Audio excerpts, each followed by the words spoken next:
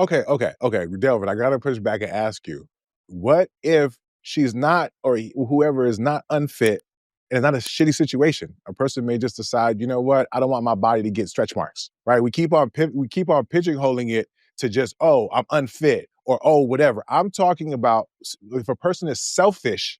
I think you can find a line where it's like, oh, wow, that's the reason why. So y'all keep on talking about unfit and all that. So what if it's not that? What if she just simply is like, you know what? I don't want to get stretch marks. She could be married. She could be in a relationship. Like, people have autonomy. There's a bunch of reasons why a woman can decide that she does not want to have a child, right? So we're trying to just isolate for where it could be selfish, right? So yes, I think we all can agree. If she's like, oh my God, I got a health concern or whatever, cool. But I'm talking about if it's not something about her being unfit, how would you look at it any different? Are you know what I'm saying? It doesn't matter what the reason is, as long as she just doesn't want to have it, you're cool. Yeah, I mean, I think the whole, like, just using the stretch mark thing, for example, I've actually had that conversation with somebody in real life. I'm like, yeah, I thought it was kind of fucked up and narcissistic and weird.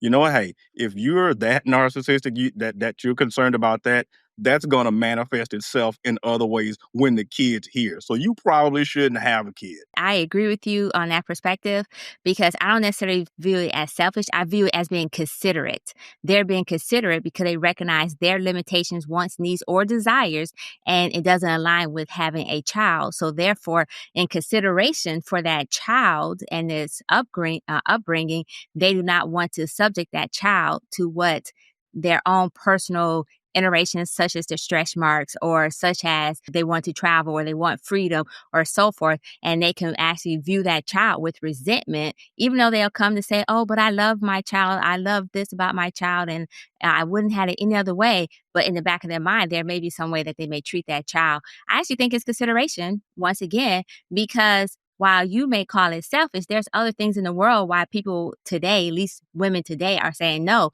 such as the fact that the increase in school shootings and whatnot. So I bring a child into this world and only have to fear that this child is going to be unalive at a school shooting. Or it could be because of the constant rising cost of childcare and the fact that the matter of fact, most childcare costs as much as a mortgage, if not more nowadays.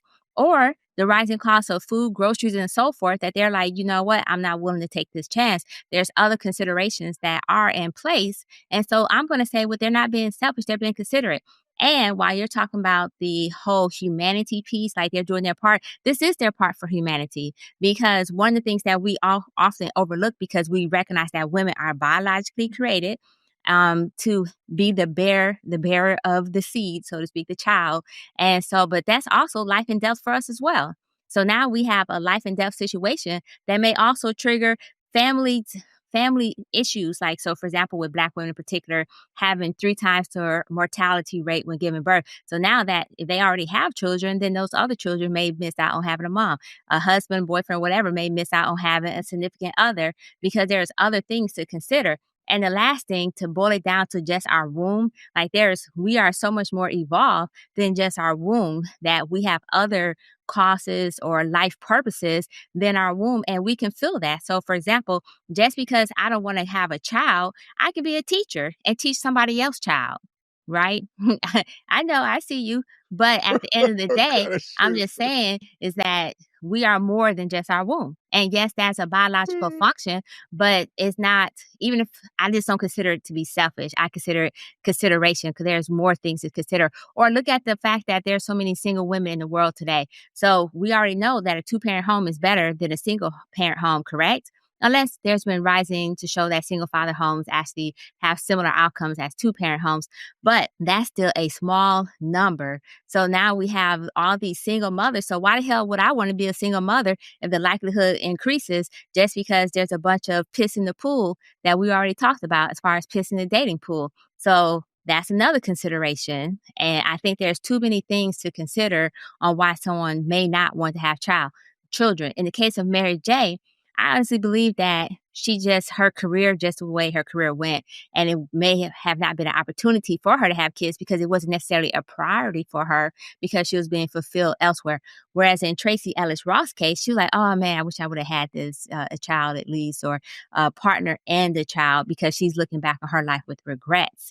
And I think that's the difference between the two. Like, this is what's wrong with y'all as human beings. It's most like, we act like we don't owe people. We're not just here because we here. Like our parents did something for us to be here. We move through the world like we don't owe ancestors. We don't owe the rest of humanity nothing.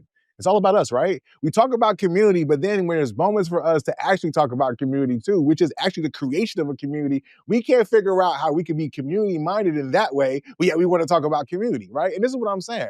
Y'all brought up all the reasons. Yes, the people are not coming together and maybe shouldn't have kids, but there are legit people who are just deciding to opt out, right? This is not that they're terrible. That's why I kept on going back to that. Y'all want to paint the worst pictures. I get that. You want to talk about consideration. For me, yes, I think most of us have consideration. But when you consider only you, when it's all about you, when you have no regard or very little regard for anybody else, that's when it's selfish. No. That's when it's selfish. Now, where we choose to draw the line of where selfish is, I get that, because each person has to make their own consideration. But like when we talk about Buy Black, when we talk about the, voting and continuing the efforts, like we stand on the, so all I'm speaking to specifically is that I feel like sometimes we move through the world like we don't owe nobody nothing, and I don't agree with that.